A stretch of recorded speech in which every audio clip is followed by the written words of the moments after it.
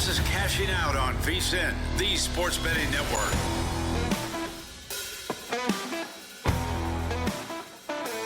Cruising on here. This is Cashing Out, VSiN, the sports betting network. I'm Dustin Swedelson, filling in for Joe Serralo tonight. Appreciate you joining us.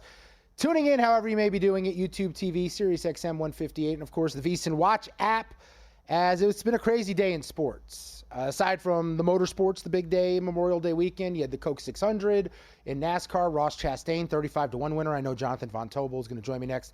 Big Ross Chastain guy, the watermelon man. And we had a lot going on when it came to NHL. Edmonton up 2-1 in the Western Conference Finals. And the NBA, historic. 20-point leads are no longer safe.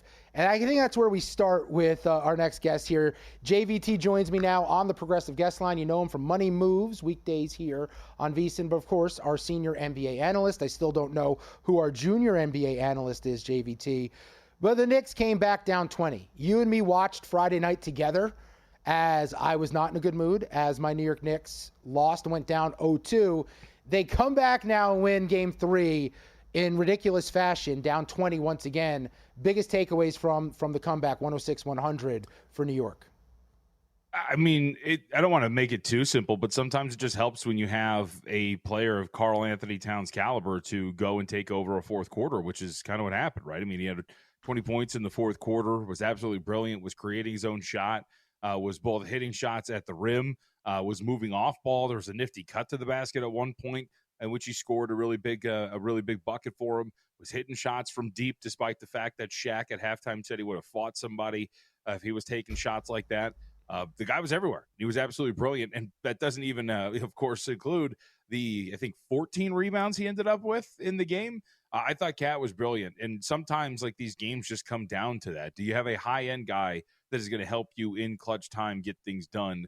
Usually, that is Jalen Brunson, but in this game, it was Karl Anthony Towns, and I thought him, coupled with the fact that the other star, Tyrese Halliburton, was very muted in the fourth quarter.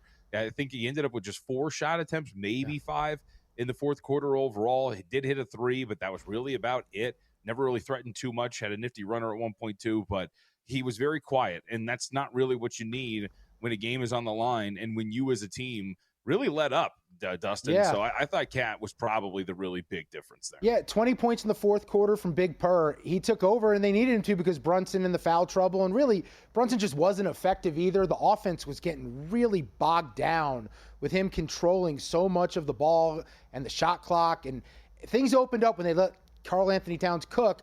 But I'm more surprised by Indiana. Their MO, and obviously they've been on the right side of these comebacks so much during the postseason, JVT. But I thought them at home up 2-0, I thought they were killers. I kind of thought they were different. And with the big lead in this spot to go up 3-0, I just didn't see this coming from them. What do you make of the way things shook out for them aside from Halliburton? 5 of 25 from 3. Should Pacer backers, future ticket holders, be concerned that New York is live now in the series?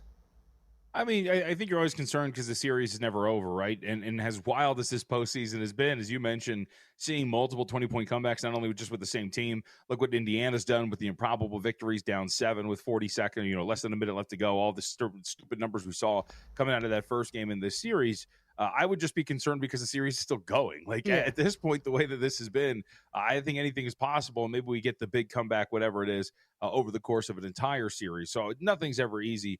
But I think when you look at the game itself, I would say if I'm Indiana, the couple of things that I point to are we did lead by 20 for a reason. I do think it's human nature to let up in that instance, which they definitely did. It seemed like they were feeling themselves a little bit in that game. Remember, Aaron Nesmith tweaked his ankle and missed a good chunk of the game before he ended up coming back. And he looked okay, but still was out for a minute. That's one of your key defenders along the perimeter that wasn't really available for you there. And then, as I mentioned, Halliburton didn't shoot the ball particularly well, and the team didn't shoot the ball particularly well. Those are things that I think that you can kind of point to and say, all right, if we get course correction on a couple of these things, we get Aaron Nesmith the entirety of the game, I think it's going to be something you can at least feel a little bit better about. But I will say this, if Halliburton's going to not disappear, but if he's going to be quiet like that, Dustin, there were multiple possessions where they were running their offense in the fourth quarter through Andrew Nembhard and Aaron Nesmith. And Nesmith was trying to create. He wasn't even taking threes. That's a problem. You've got to be able to get Halliburton going. And if he's going to be quiet now moving forward, that's a problem. But I would not expect that he is. Jonathan Von Tobel is our guest. You know him from Money Moves here on the network. Of course, senior NBA analyst. And JVT, when you look at the series now, we've got Tuesday for Game 4. And Indiana's laying 2.5. Total has dropped down to 221.5. It was 224 tonight. Do you think the number's right with the Pacers laying that number in Game 4 up 2-1? I would say no. I mean, look, these two teams are equals to each other, man. And today, like I laid 1.5 with Indiana, along with a couple of player props, and looked good for a little bit, and they blow it. But like these teams are near equals to each other, I think, from a power rating standpoint. And I think that this should be closer to like 3.5, depending on what you rate home court in this postseason. It's starting to be a little bit better, at least in the Western Conference. But in the East, as we have seen, the Knicks are again in a series in which the home team can't win a game at this point right now. But I would say that I think these two teams' power rate is closer to one another. But the market has clearly been pushing this in the direction of the Knicks are the better team from a power rating standpoint. It's not something I really agree with. And also, but it's interesting, Dustin, because the play of principle, as I usually run to here, you mentioned this game today closed 1.5. Market is now at 2.5 for Game 4. Why? Because the Pacers just lost the game. And so we're just going to bump that thing up because that's just how we've been doing this in this postseason. In this round, the straight up loser angle has not been as strong, right? The Knicks lost out in Game 2, but they ended up getting it in Game 3. The Minnesota Timberwolves lost Game 1, didn't cover Game 2, but did get it in Game 3. So it hasn't been as great for you here. But I just, the market's just been so strong in this zigzag, and it's generally been pretty good in this postseason. I understand why we're here. And the market says the same thing about tomorrow's Game 4 with Minnesota and Oklahoma City. Open for 216.5. I'm seeing now circa behind me, -3, 219. We had Arthur DeCesar from the Westgate on earlier. They've got -3.5. They're the only -3.5. He said they had some sharp action come in on the Thunder, laying it on the road. And it's the same situation. Thunder get blown out in Game 3. Market believes, or the bookmakers believe, they'll come out, make a statement in Game 4. The question is, does Jonathan Von Tobel believe that? I mean, I've kind of been kicking myself a little bit here. It finally came to fruition with Minnesota there, but like I've thought that they were more competitive, or I think that they should be more competitive in this series. And I think that the market has been underselling Minnesota to a certain extent here.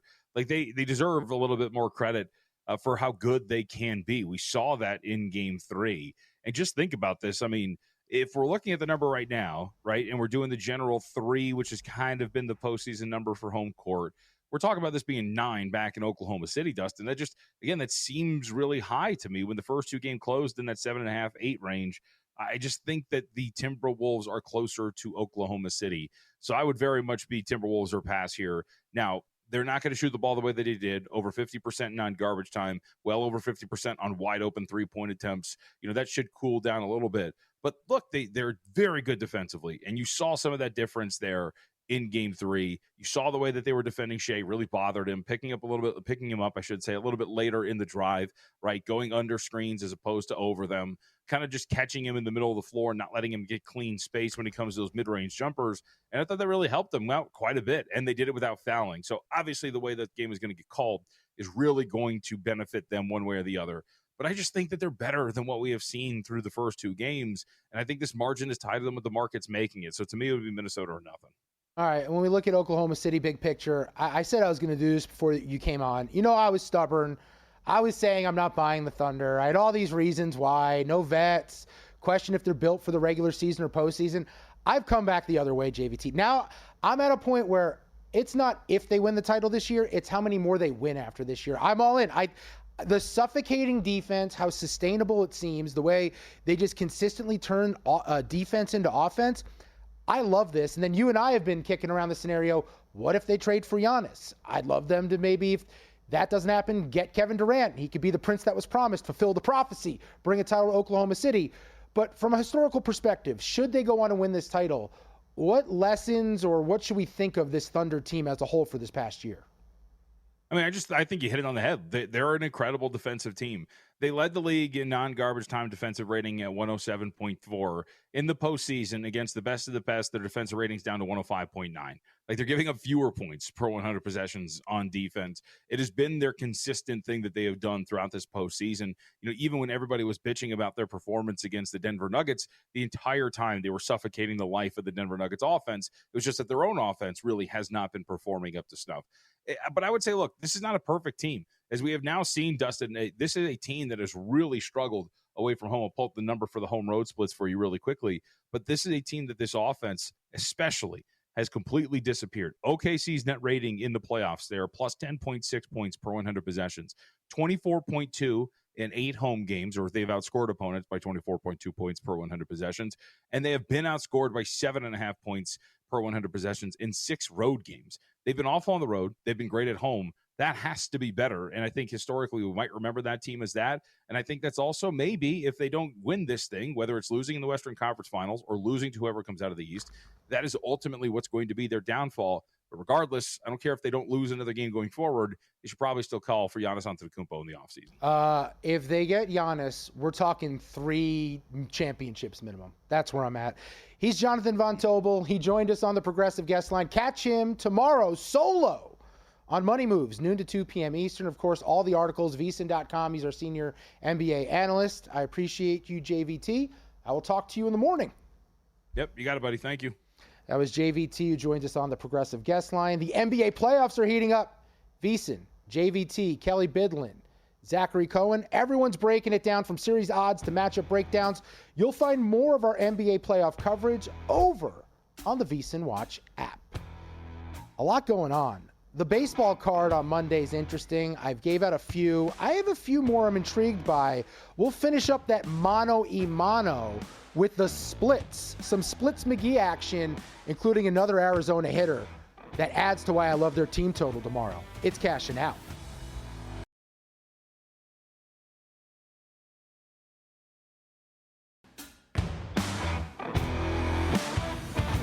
Welcome back to Cashing Out here on VSiN, the Sports Betting Network. Man, what a day to be here. It's Cashing Out on VSiN, the Sports Betting Network. I'm Dustin Swedelson, filling in for Joe Serralo here on the program. It was an absolutely crazy Sunday in sports. Oilers went up 2-1 Western Conference Final versus Dallas. Game 4 will be Tuesday in Edmonton. Alex Palou, your favorite at Indy in the Indy 500 at plus 550, wins the whole thing for Chip Ganassi Racing. The Coke 600 in NASCAR won by Ross Chastain 35-1. You got to love a long shot. And then speaking of long shots, it was Ben Griffin victorious in the Charles Schwab Challenge, 60-1. The price on Griffin's second win in his 5th start. But the big story here tonight on the show is the New York Knicks. The Knicks came back down 20 at one point in the game against Indiana on the road in Game 3 in a spot where their season was literally on the line. If they go down 3-0, there's no chance they're coming back. And they come back to win the thing 106-100. Game stays under the total of 224. The Knicks cash plus 1.5. Obviously, is the outright winners in this one. A huge game, a huge performance when they needed it the most. And I think the thing that jumps out to you watching that game is Tom Thibodeau was forced to do something he doesn't like to do, and quite frankly, we're not used to seeing him do, which is adjust. We saw minutes from DeLon Wright off the bench. We saw Landry Shamet off the bench. Now, was part of that the white flag and thinking I'll rest my starters for a Hail Mary come Game 4 down 0-3? Maybe. But they gave you a little bit of production. Miles McBride was in foul trouble, so they had to turn to someone else. And speaking of foul trouble, Jalen Brunson.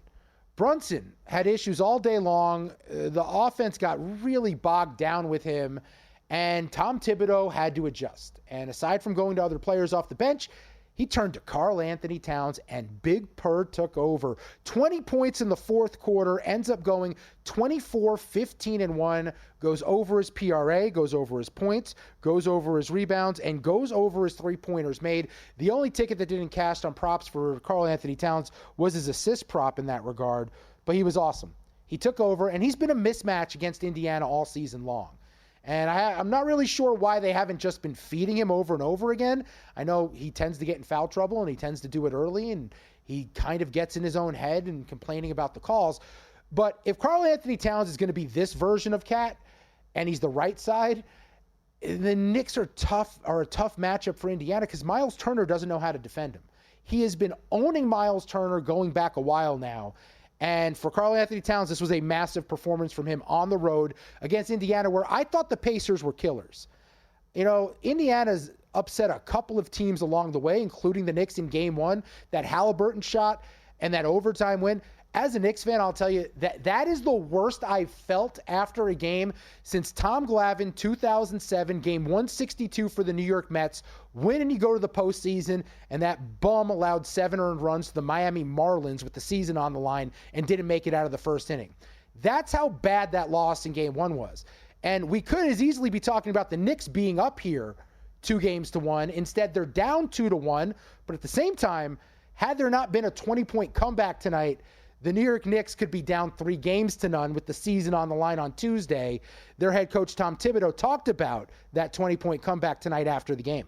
I know you guys roll your eyes when I say no lead is safe, but no lead is safe because I think with the 3-point shot, people make up ground quickly, pace of the game, make up ground quickly. So you see comebacks all the time, and if you let up just a little bit, that's what happens. And so you got to win games different ways. Obviously, you prefer to play from a lead, but if whatever it is that you have to do, that's what you have to do to get the win in the end. And you know, going into the game, we talked about you don't play the series, you play the game. Just focus in on what it takes to win tonight's game. That's all we're thinking about. Tibbs mentioned trading the threes for twos. Now, they were okay from three. They weren't exceptional. 11 of 32, 34.4%. But part of the reason why they were able to do that is because Indiana was cold beyond the arc. Something I didn't anticipate. The Pacers at home in a critical spot like this, such a good three-point shooting team, just 5 of 25, 20%. Not getting the production you're used to seeing them get from the three-point line. Halliburton just 2 of 8. Turner 1 of 6. Naismith 1 of 3. I mean, not good shooting numbers in a critical spot of the series for Indiana, where all of a sudden you've now given the Knicks some life. What did Rick Carlisle have to say about their second half struggles after the game? Well, they had a lot of their better defenders in the game in the second half, and that makes it harder. And so, you know, you've got to grind defensively to get rebounds, and there's a different element of grinding when you're going against their better guys. And so we're going to have to do better in a lot of those situations. And, there were times we got good shots and just simply didn't hit them. That was the 6th 20-point comeback in this postseason run. You go back over the last 4 playoffs combined, there were 5. We've got 6. The Knicks had a couple. The Pacers have had 3. And now this time, Knicks-Pacers, they've each traded them, right? Pacers with the miraculous comeback in Game 1. Now the Knicks, the comeback in Game 3. I want to say we have some juice. I want to say we have a series, but I do think the line when it comes to Game 4 on Tuesday, I think Indiana minus 2.5 is correct. Look, I love the Knicks, but the Knicks are being exploited by Indiana, and you can't expect the Pacers at home again to shoot so poorly from 3. Also, I think they're locked in when it comes to the first half. So the Pacers' first half would be something that I would look at in that game, just because I think teams coming off a loss, they want to get off to a hot start. They know they can run the Knicks. That's their goal. The Knicks are trying to pace things out, but Indiana picks you up at 94 feet. As soon as they get the ball in offense, they're chucking it down to the other side to make something happen. And as long as they're able to dictate that, the Knicks have gotten off to some slow starts here. That's why I would like Indiana first half coming up here Tuesday in Game 4. That's where we stand when it comes to the NBA. I'll have more when it comes to Western Conference Finals, because Monday, Memorial Day, we've got Game 4 between the Thunder and the Timberwolves. Right now, it's Oklahoma City on the road laying 3. I have 4 player props I like there. If I was going to give you a lean on the side, I would lay it with OKC. They won't play as bad as they did in Game 3, and it's a situation where they rested everyone, lived to fight another day. And I think because it's a team built on effort, built on defense, they're going to turn it up a notch. But more on that later on in the show when we do our best bets segment. I do have to finish mano a mano, because look, Memorial Day, it's a holiday. You're barbecuing, you're drinking beer, you're eating hot dogs, and you're watching baseball. There's not much more American than that, other than maybe being ignorant. And I'm really good at that last part. The rest of the stuff, eating hot dogs, drinking beer, good at that too. But being ignorant, probably my number one skill. And we went through how some of these matchups, pitcher versus hitter, are going to play out as we look for some MLB player props as they become more and more popular for bettors across the country. Let's go with just from a split perspective. And I will note I left one player off that I'm going to have a bet on here at a plus price on Monday in a lefty-righty matchup. But let's see how things shake out here with our splits. As I mentioned earlier in the program, Arizona team total over 4.5 is something I really like. Part of that reason, I mentioned the players with good numbers against Andrew Heaney. Let's add a guy with great numbers against lefties this year, and that's Perdomo, the shortstop. Against Southpaws, he's hitting .407. He's got a homer, 4 doubles, a .958 OPS. He's locked in against Southpaws. I mean, this is a situation where you could look at him at, I believe, a plus price tomorrow. He is plus 185 at 1.5 total bases. I think that is a really juicy number for Geraldo Perdomo against Andrew Heaney and the Pittsburgh Pirates. In Chicago, we mentioned PCA, Pete Crow Armstrong. He's hitting out of his mind right now, absolutely locked in. And right now this season against righties, he's got a .975 OPS. He's got 11 homers and 11 doubles. That is a lot of extra base hits off of righties, hitting .311 on the season. Also has 2 triples. Over 1.5 total bases is plus 140. I like Kyle Tucker over 1.5 total bases as well, plus 130. I may go PCA as well. At worst, I think I'm going 50-50 with those. One of those will hit. I'll be up because of plus price. And then a couple of other juicy ones that intrigue me. I don't know if I'm going to get to the window with them, but can we talk about what Gavin Lux is doing with Cincinnati?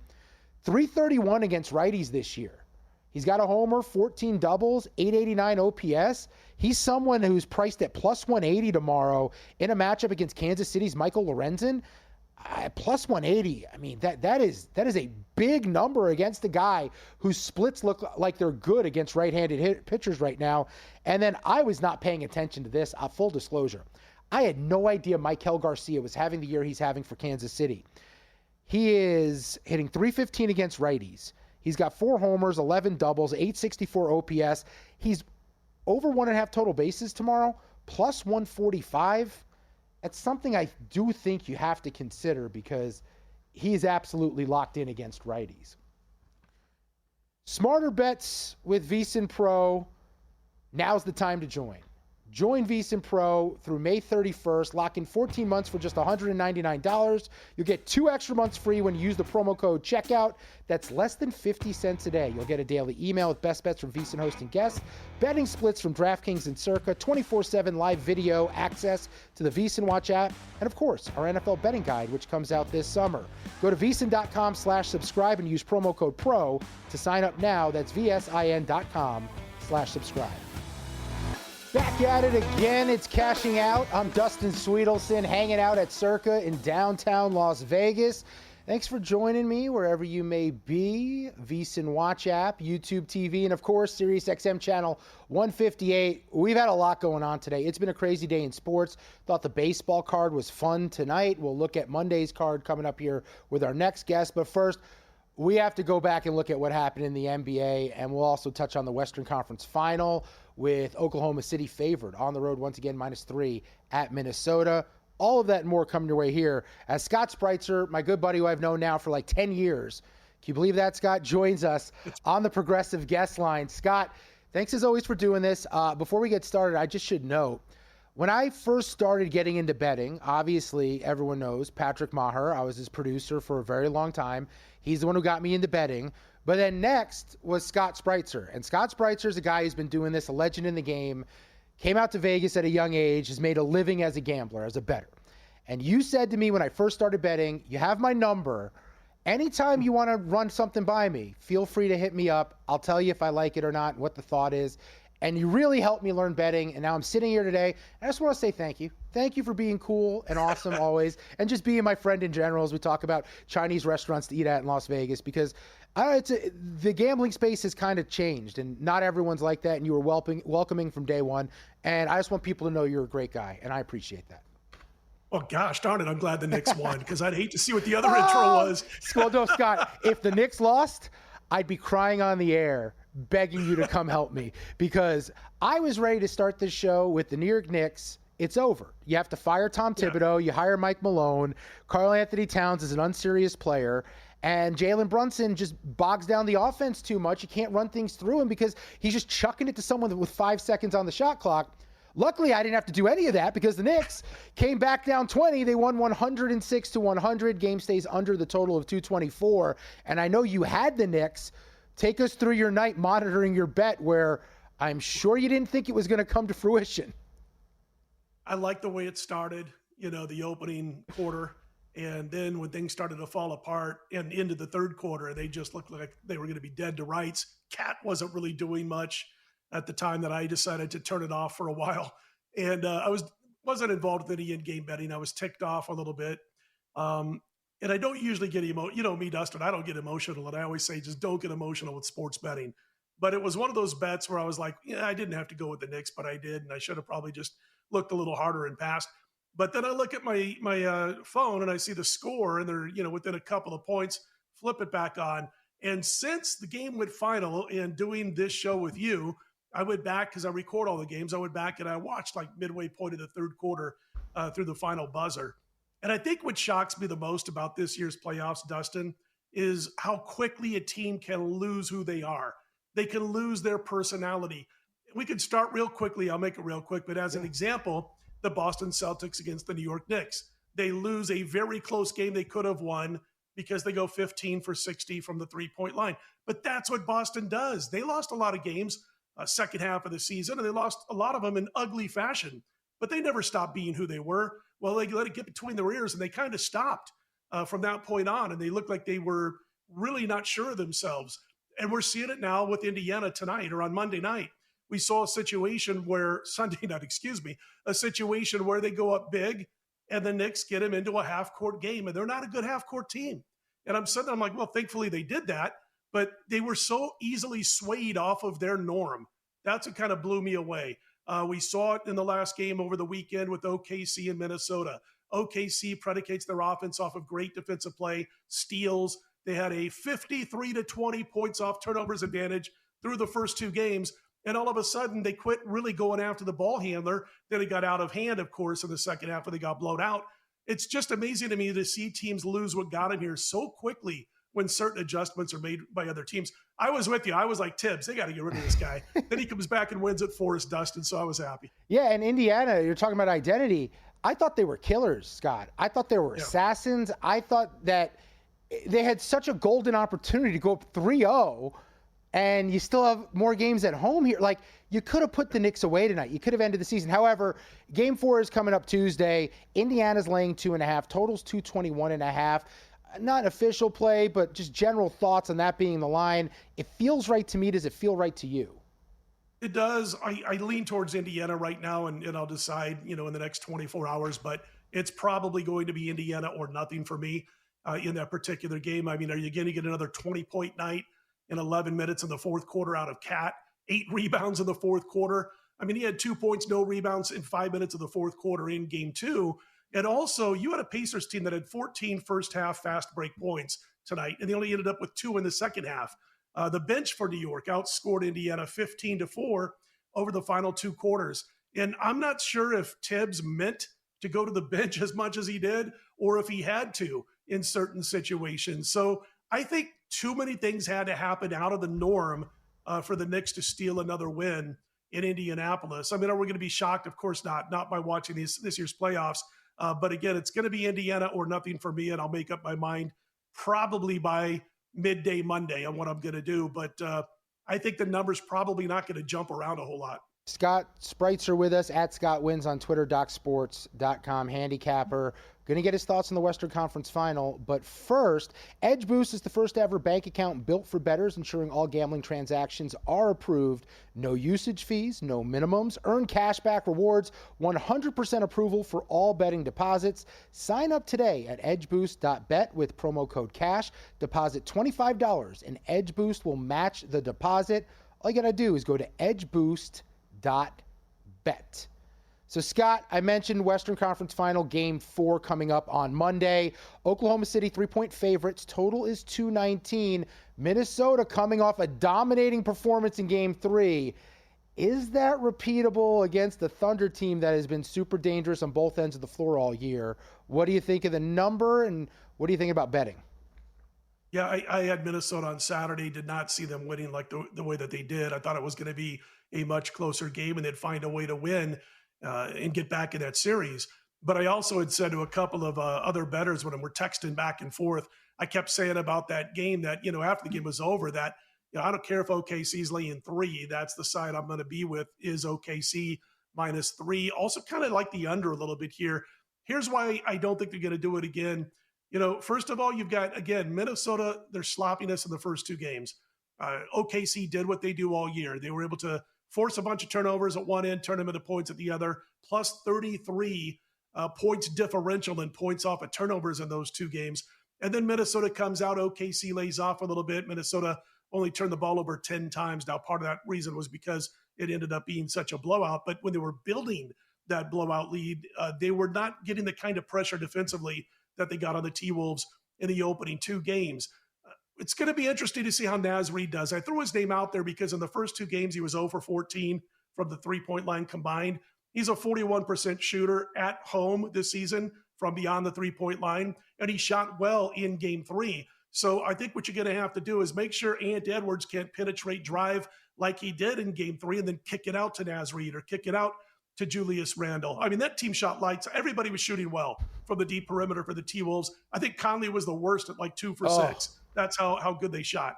I think defensively, you're going to see OKC have a little bit better game here, a lot better game, and probably go on to this win and cover, laying 3.5.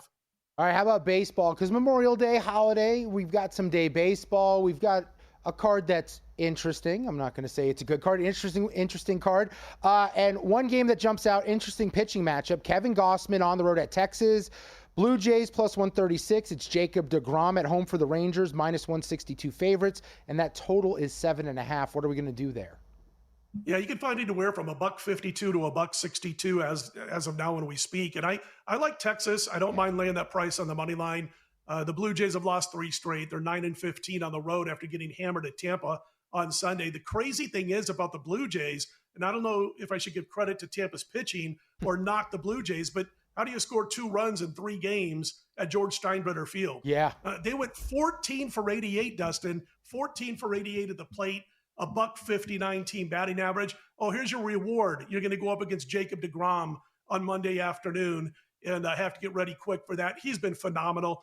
His stuff plus and pitching plus numbers, how about 108 and 126? 126 is like elite through the roof and then some. So I think it's a tough spot. I don't like laying run lines with Texas because they don't do a lot of scoring on a consistent basis. But I do like them here with deGrom over Gossman to get the win and betting the money line around $1.55 to $1.60. Yeah, and Gossman, bad during the day. Game starts locally, I think, at 3 o'clock.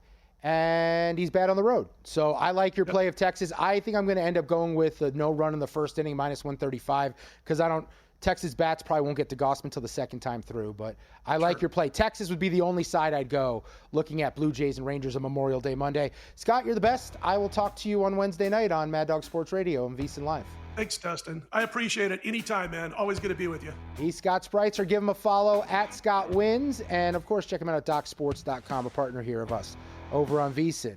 Coming up next, it's the VSiN Daily Morning Bet segment. I got to catch my breath because I got a lot I got to tell you about, including a 45-1 future.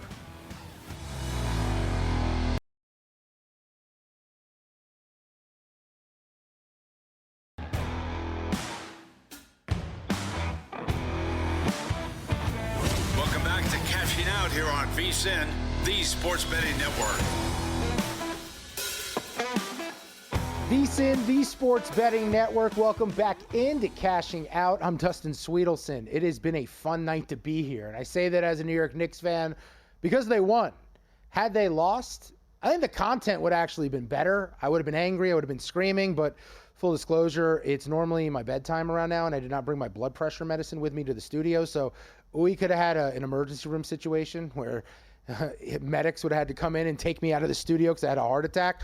But the New York Knicks, victorious 20-point comeback on the road at Indiana thanks to Karl Anthony Towns, 20 points in the fourth quarter. The game goes under. They cash plus 1.5. And that's where we stand with the Eastern Conference Final. Now on Monday we've got the Western Conference Final, and it is Game 4 with Minnesota and Oklahoma City. We'll get to that in a moment as part of our VSiN Morning Bets segment here. As I want to touch on the hockey first, because Florida, it's time.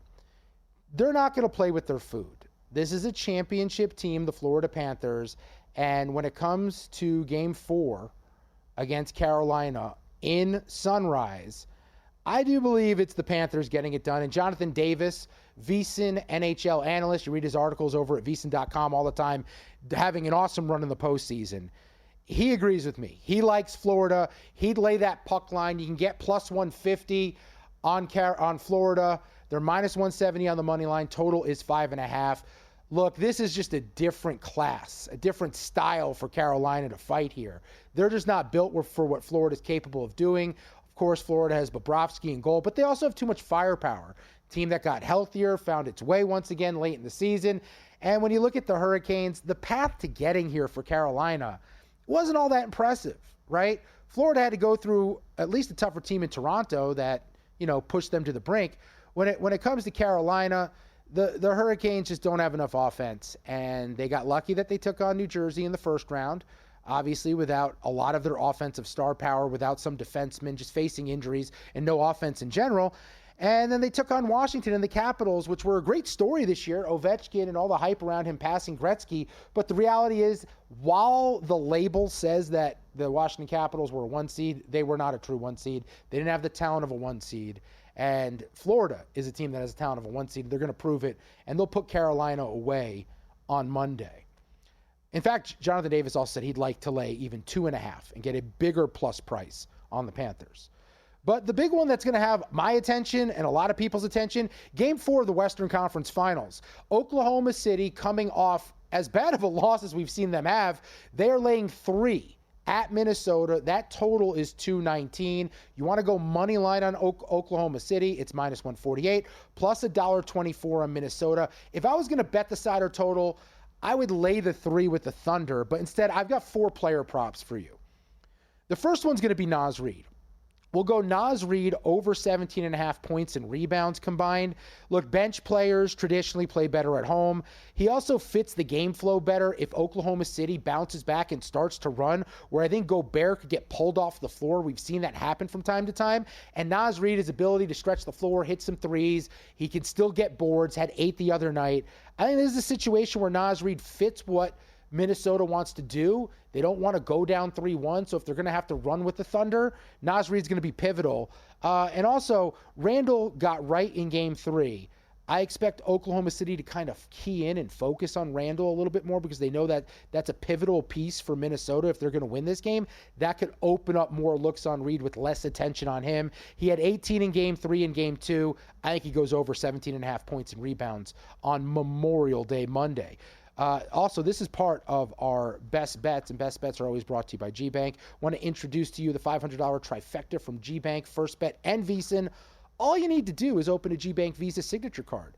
In the first 90 days, deposit and play through $1,000 at First Bet to trigger the $500 trifecta. You'll receive $200 in cashback rewards on your GBank Visa signature credit card. First Bet will give you a $100 deposit match.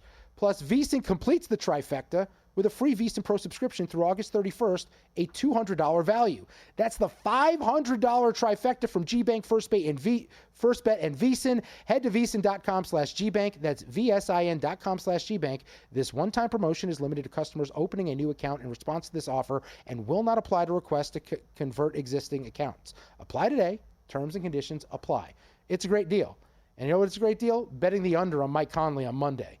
Because Mike Conley looks old, guys. He can't handle the Thunder's pace of play.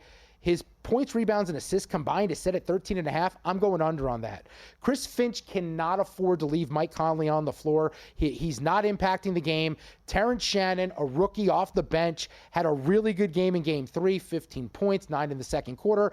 I think there's a chance he gets more run. And I think this is Conley, a guy who's gone under this total in 2 straight. Because of all of that, I don't see him clearing 13.5 PRA. We'll go under a Mike Conley.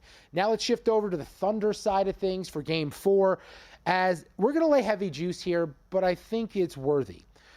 Jalen Williams, over 4.5 assists at -145.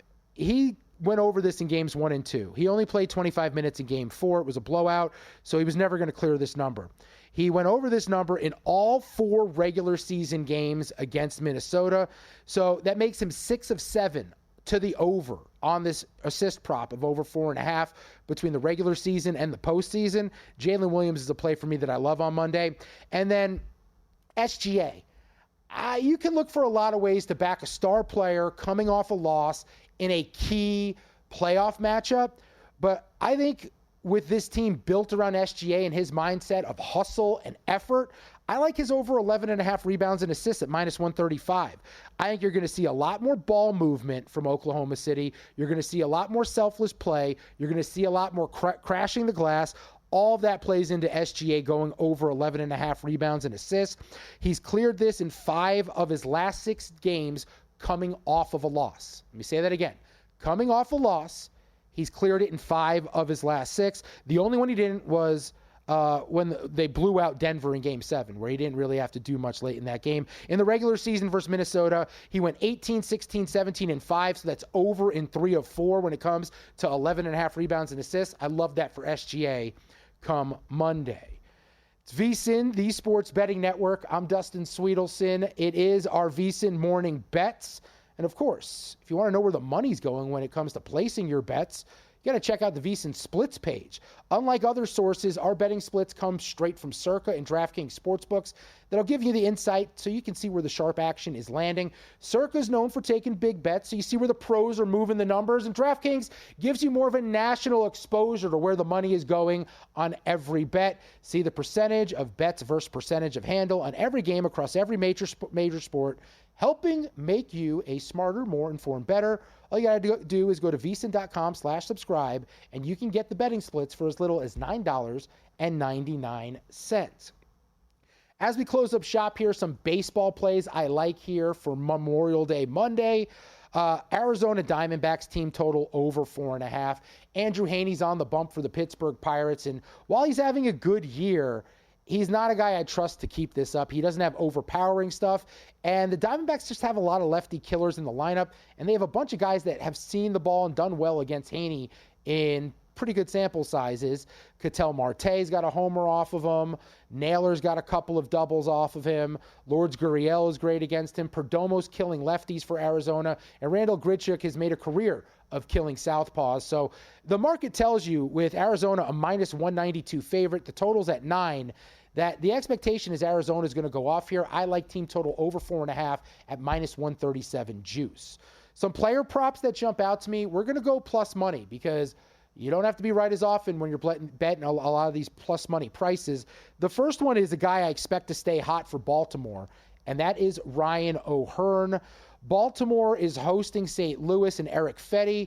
Fetty's a good pitcher, don't get me wrong. He's not someone I'm looking to fade here, but he does pitch to contact a lot. And O'Hearn's total bases over 1.5 at +150 is too juicy to stay away. He's hitting .317 against righties this year with 7 homers and a .931 OPS. Some other total base props that jumped out to me for Monday. Kyle Tucker, over 1.5 total bases, +130. And his teammate, Pete Crow Armstrong, over 1.5 total bases, +140. Maybe even take +750 on PCA to hit a home run for the Chicago Cubs, taking on Palmquist and the Rockies at Wrigley Field. I think Chicago's going to put up a lot of runs, and I think those two guys are going to be in the mix. And then Taylor Ward, as soon as the number's posted on the Angels, right-handed bat, whether it's Rodon or it's Yarbrough, as long as it's a lefty on the bump for the Yankees, I love Taylor Ward props for the Angels on Monday. And then finally, I said 45-1. Jack Caglione, the Royals. You got to bet it now. The number's going to move. He's got 5 homers in AAA over his last 4 games. AL Rookie of the Year. You can get 35-1 on Jack Caglione over at DraftKings. KC needs him. Plenty of time to put up big numbers. I love that. Wake up every day on VSiN. VSiN by the books, our guys Dave Ross, Jensen Lewis have you covered. And then it's a numbers game with Gil and Kelly, and then stick around for Money Moves with JVT. I'm Dustin. This has been Cashing Out. Appreciate you.